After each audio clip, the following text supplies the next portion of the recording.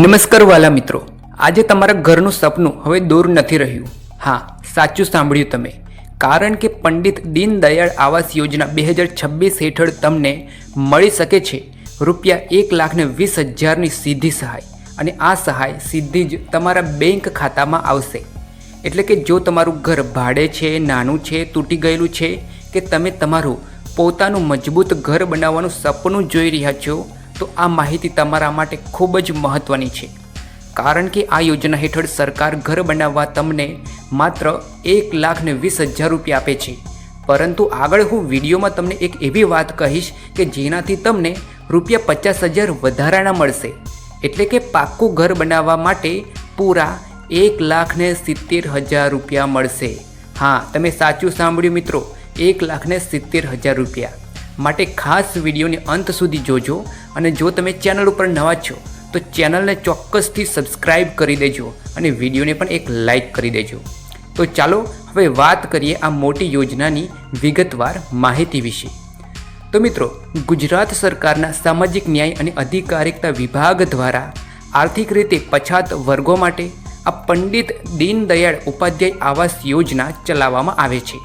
મિત્રો, આ યોજનાનો મુખ્ય હેતુ એ છે કે જેમને પોતાની જમીન છે પરંતુ પૈસાની તંગી હોવાથી પાક્કું મકાન બનાવી શકતા નથી, તેમને સરકાર પોતાનું સપનાનું પાક્કું મકાન બનાવવા માટે રૂપિયા 1,20,000ની મોટી સહાય આપવામાં આવે છે. ખાસ વાત એ છે કે આ સહાય તમને મકાન બાંધવા માટે આપવામાં આવે છે, જેથી તમે એક મજબૂત અને સુરક્ષિત ઘર બનાવી શકો છો. હવે એક નાનો પ્રશ્ન કે મિત્રો, અહીં તમને આ યોજનામાં રૂપિયા 1,20,000ની સહાય મળે છે, પરંતુ બાકીના 50,000 રૂપિયા કેવી રીતે મળશે? તો ધ્યાનથી સાંભળો. જો તમે મનરેગા યોજના સાથે જોડાયેલા છો તો સરકાર તમને ટોયલેટ અને બાથરૂમ બનાવવા તેમજ મજૂરી ખર્ચ પેટે વધારાના 50,000 રૂપિયા આપે છે. એટલે કે કુલ સહાય બની જાય છે રૂપિયા 1,70,000. હા, ફરીથી સાંભળજો, 1,70,000ની સહાય તમારા ઘર માટે. ત્યારબાદ હવે મિત્રો આગળ વાત કરીએ કે કોણ કોણ આ યોજનાનો લાભ લઈ શકે છે.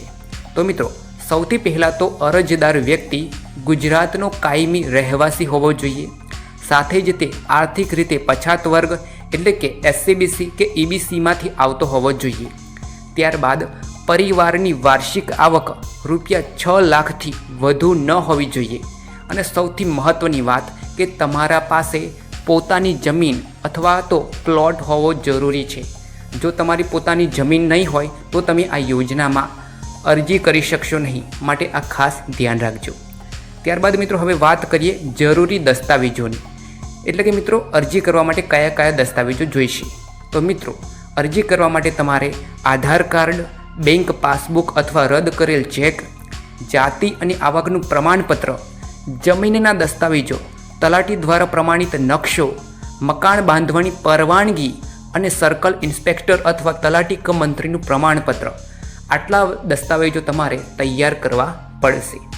ત્યારબાદ મિત્રો આવે છે હવે સૌથી મહત્ત્વની પ્રક્રિયા, એટલે કે અરજી કેવી રીતે કરવી. તો મિત્રો, આ સંપૂર્ણ પ્રક્રિયા ઓનલાઈન છે, જે તમે ઘરે બેઠા જ કરી શકો છો. જેમાં સૌથી પહેલાં તમારે સમાજ કલ્યાણ પોર્ટલ ઉપર જવાનું રહેશે. ત્યારબાદ ત્યાં જઈને ન્યૂ યુઝર પર ક્લિક કરીને તમારો યુઝર આઈડી બનાવો. પછી યુઝર આઈડી અને પાસવર્ડથી લોગિન કરો. ત્યારબાદ અંદર તમે કોર્પોરેશન મેન્યુમાં જઈને પંડિત દીનદયાળ ઉપાધ્યાય આવાસ યોજના પસંદ કરવાની રહેશે. અહીં તમારે બધી જ વિગતો ભરવાની છે. તમારું નામ, સરનામું, બધા દસ્તાવેજો અપલોડ કરો અને જે ફોર્મ છે તેને સબમિટ કરી દો. અને છેલ્લે તમને એક એપ્લિકેશન નંબર મળશે, જેને તમારે સાચવી રાખવાનો છે, કારણ કે આગળ તેની જરૂર પડશે. આ તો થઈ ઘરે બેઠા ઓનલાઈન ફોર્મ ભરવાની વાત. પરંતુ તમને એમાં કોઈ પણ મુશ્કેલી આવે તો તમે નજીકના સાયબર કેફે અથવા તમારા જે ગામની ગ્રામ પંચાયત છે અથવા ગ્રામ સેવક છે તેની પાસે જઈને તમે આ યોજનામાં આવેદન કરાવી શકો છો. ત્યારબાદ મિત્રો હવે છેલ્લી મહત્ત્વની માહિતી. તમે તમારી અરજીની સ્થિતિ પણ ઘરે બેઠા ઓનલાઈન ચેક કરી શકો છો. એમાં તમારે સમાજ કલ્યાણ વેબસાઇટ પર જઈને એપ્લિકેશન સ્ટેટસમાં જઈને તમને જે એપ્લિકેશન નંબર મળે છે, જે ફોર્મ સબમિટ કરીએ છીએ ત્યારબાદ જે નંબર આપે છે તે નંબર, જન્મ તારીખ અને બીજી ડિટેલ્સ તમે નાખશો એટલે તમારી જે પણ અરજી છે તે કયા તબક્કામાં છે, એ તમને યોજના માટે એલિજિબલ છો કે નહીં એ તમને ત્યાં દેખાશે. ત્યારબાદ મિત્રો હવે સારાંશમાં સમજીએ તો જો તમારી પાસે જમીન છે એટલે કે પ્લોટ છે, આવક મર્યાદા 6 લાખની અંદર છે અને તમે આર્થિક રીતે નબળા છો તો સરકાર તમને 1,20,000થી લઈ ₹1,70,000 સુધીની સહાય આપશે. એટલે કે હવે ઘર બનાવવાનું સપનું હકીકતમાં ફેરવવાનો સમય આવી ગયો છે. તો મિત્રો તમને આ યોજનાનો લાભ મળ્યો છે કે નહીં એ ચોક્કસથી તમારા જિલ્લા, ગામ, નામ સાથે કોમેન્ટ બોક્સમાં જણાવજો અને સાથે જ તમારે કઈ બીજી યોજના વિશે જાણકારી મેળવવી છે એ પણ જણાવજો. તો મિત્રો સમય ગુમાવશો નહીં, આજે જ અરજી કરો અને તમારા પરિવારને આપો એક સુરક્ષિત અને મજબૂત ઘર. અને આવી જ મહત્ત્વની અને સચોટ માહિતી માટે આપની ચેનલને સબસ્ક્રાઈબ કરવાનું ભૂલશો નહીં, કારણ કે સાચી માહિતી જ તમારા જીવનમાં સાચો બદલાવ લાવે છે. માટે જય હિન્દ, વંદે માતરમ.